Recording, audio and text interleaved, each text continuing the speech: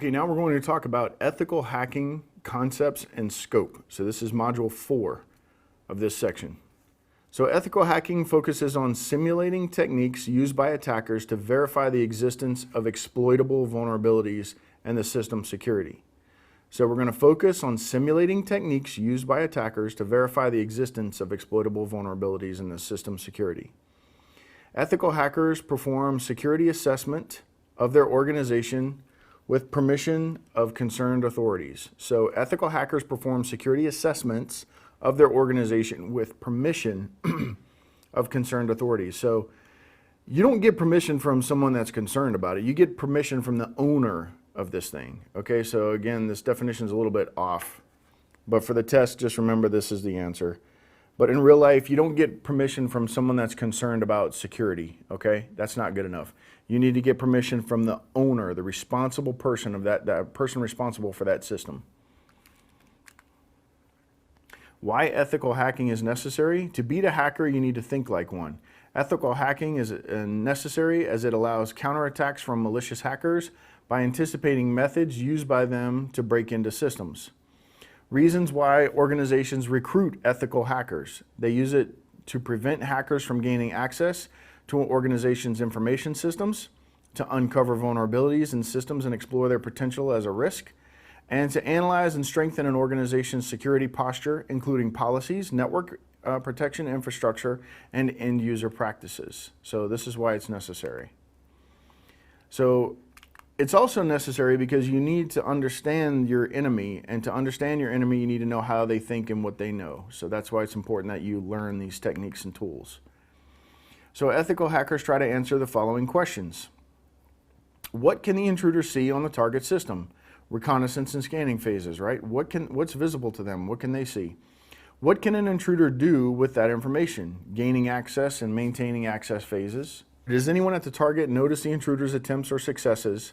Reconnaissance and covering tracks phases. If all of the concepts of information are adequately protected, updated, and patched, like do they notice that? You know, if they are updated and patched, did they notice it?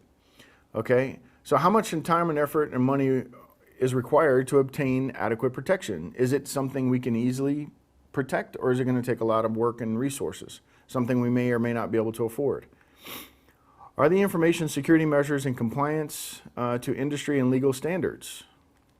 So skills of an ethical hacker. Technical skills: has in-depth knowledge of major operating systems such as Windows, Unix, Linux, and Macintosh.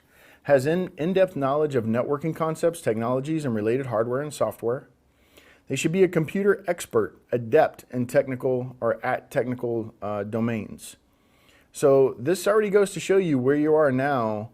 If you're struggling with this, you probably need to go back and learn a lot more stuff, right? To make you very successful in this field. So, or you can OJT it, but it's better if the more experience you have, the better, right? So they have knowledge of security areas and related issues. They have high technical knowledge to launch sophisticated attacks. And the non-technical skills of a certified ethical hacker or an ethical hacker.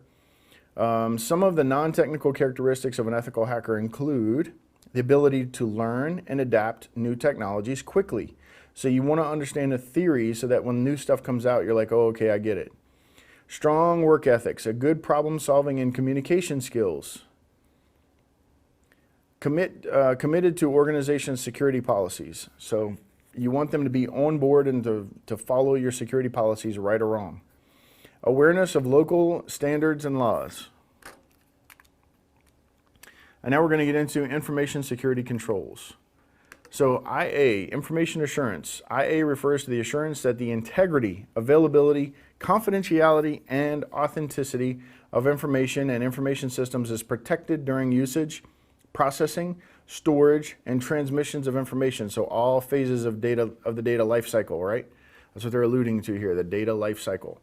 Some of the processes that help in achieving this information assurance include developing local policy processes and guidance, designing network and user authentication strategies, identifying network vulnerabilities and threats, identifying problems and resource requirements, creating a plan for identified resource requirements, and applying appropriate information assurance controls, performing certification and accreditation, providing information assurance training.